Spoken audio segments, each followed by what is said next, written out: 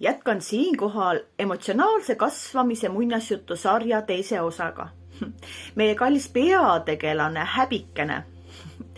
Tema lapsepõlv, tema lastetuba, kus tema sündis, arenes, kasvas, kulges.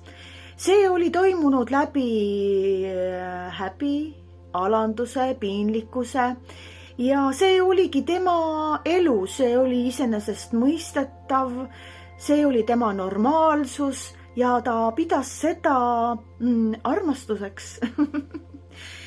Ta oli selle nii läbi liha ja luu, kontide ja vereni välja selgeks õppinud, et ta tegi seda edasi ka läbi oma elu, häbistades ikka ja jälle ennast ja teisi lähedasi enda ümber. Piinlikkusse olukorda sättides nii ennast sissepoole kui ka endast väljapoole ja alandades ka ennast taaskord jälle sissepoole, enda kohta alandavaid mõtteid mõeldes. Alandas ka ta teisi enda ümber. Mismoodi see toimub? See toimub taoliselt, et kunagi ammu sealsamas lapsepõlves lastetoas oli toimunud ära see usalduslik läheduse sideme katkemine, mil sa võid küll püksid täis teha, aga ei ole midagi, vahetame ära ja elu läheb edasi. Aga ei, tema tegi püksid täis, ei vahetatud tal pükse ära, ta kõndis pool oma lapsepõlve täis pükstega ringi ja seda ta teeb suure tõenäosusega siiamaani.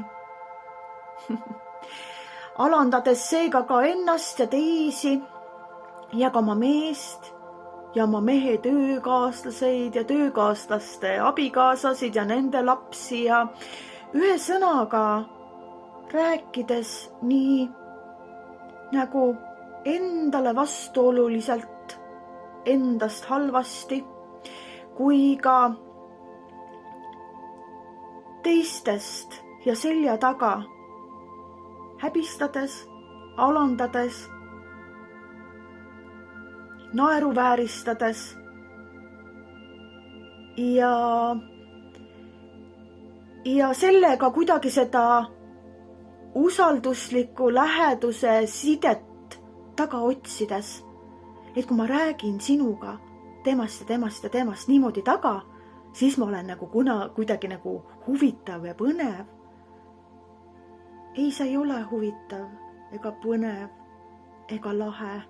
See näitab ainult seda, kui suur on sinu sees olev valu, sellest usaldusliku läheduse sideme katkemisest kunagi sinu enese lapsepõlve selle isikuga, kes sind kantseldas esimesel, teisel, kolmandal, neljandal, viiendal eluaastal.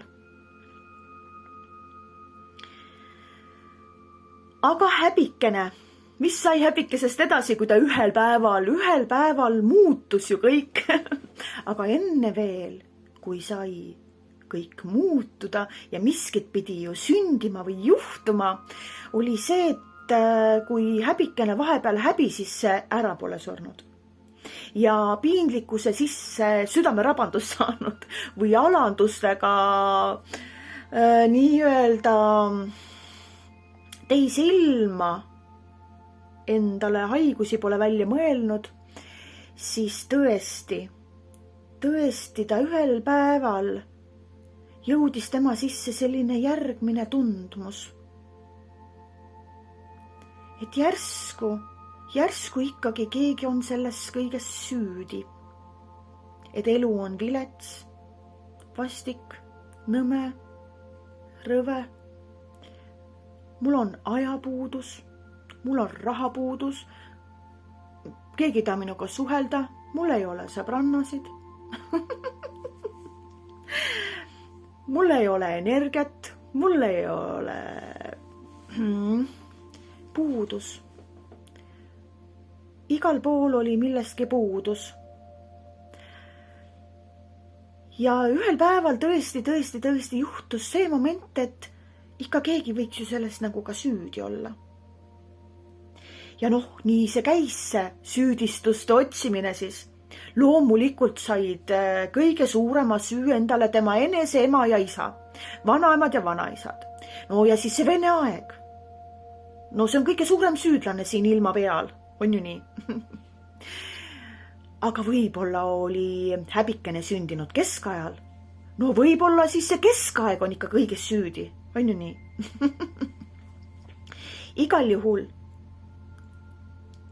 nii oma vanemaid süüdistatud, oma põlvnemist, oma suguvõsa, oma onusid ja tädisid ja vanaemasid ja vanaisasid ja koolikaaslaseid ja õpetajaid ja oma ekspartnereid ja oma ekssõbrannasid või tuttavaid ja isegi valitsus ja kõik riigikogulased ja isegi president ise on sellest täiesti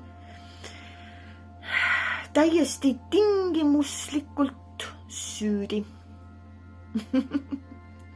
Kõik selles, kuidas ennast häbikene siin ilmas tunneb.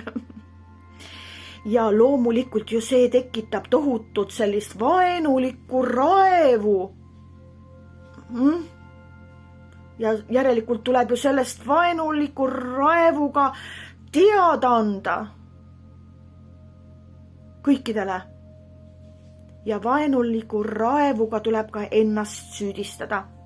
Kõiges, absoluutselt kõiges. Kogu oma häbides, piinlikkuses, alandustes ja kõik see, kes on minu peal ka seda korda saatnud. Kõik nemad on selles kõiges süüdi, et mina olen nii raevukalt süüdistav enda ja teiste suhtes. Aga ühel ilusal päeval, kui meie kallis peategelane häbikene oma raevu sisse pole veel ära surnud ja oma süüdistustest südamerabandust ei ole saanud või oma süüdi tundmisest ajurabandust endale välja pole korraldanud, siis ühel ilusal päeval juhtus miskit, mil muutus kõik. Mis küll sai juhtuda, mis küll sai muutuda, kuhu meie kallis häbikene edasi oma emotsionaalse kasvuga välja sündis. Ma pean kohe järgi vaatama. Nii, apaatiasse ühel päeval, ühel ilusal päeval tal sai sellest täiesti ükstapuha. Meeleheide ja lootusetus oli see, kuhu ta järgmiseks oli ennast avastanud ja kuhu ta järgmisena oma emotsionaalse kasvuga silmad oli lahti saanud. Meeleheitlik lootusetus. Mul on täiesti mõttetu mees. See on täiesti mõttetu olukord. Sellel ei ole mitte mingit lootust. Ei Eestil, ei Eesti tulevikul, ega minul, ega minu laste tulevikul.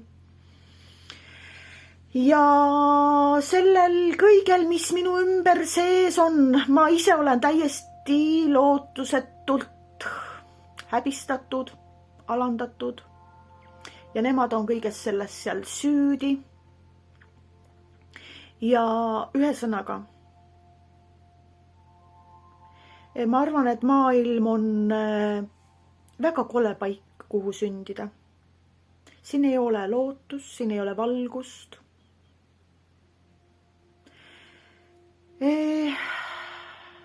Mul ei ole meelt. Mul ei ole miski meelepärane.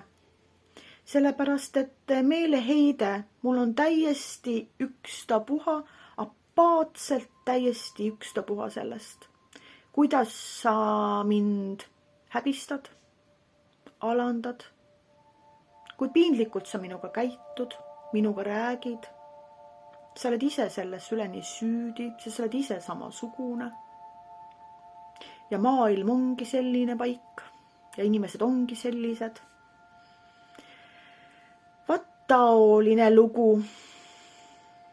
Mis saab edasi? Mis saab küll edasi?